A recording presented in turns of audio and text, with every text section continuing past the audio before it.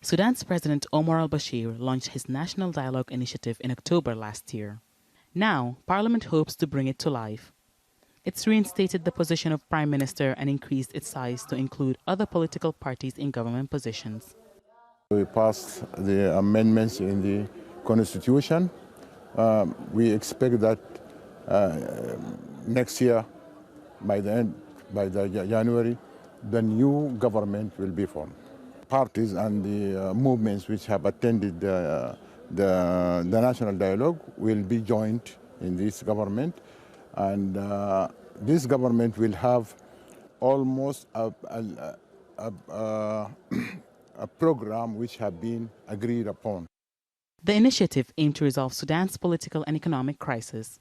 But after more than a year, some opposition parties see it only as a ploy by the government to divert attention from numerous armed conflicts that are still going on.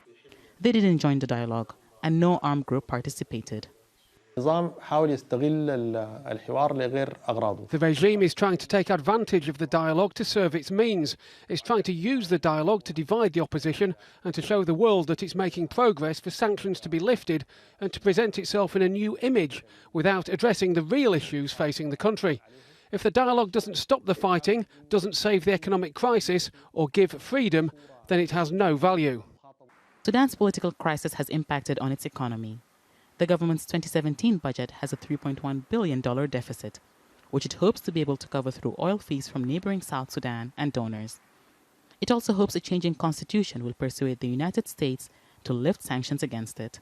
The initiative of a national dialogue may be rejected by some major opposition parties, but others who have joined it seem to see it as a start of reforms in the country's policy, a process that will be going on until elections in 2020. Analysts are not optimistic, saying most of the parties in the dialogue are already part of the government. There is no real change is going to happen in the coming months, according to the National Dialogue findings and recommendations. And if we look to the last constitutional amendments, it does not include most of the findings of the National Dialogue. I think we are going to have more tension in the coming weeks and months. The political crisis is widening the gap of confidence between political forces. There is a lack of confidence between the political forces in the government and in the oppositions. And that's a lack of confidence that will be felt on the streets by the people of Sudan. Hiba Morgan, Al Jazeera, Khartoum.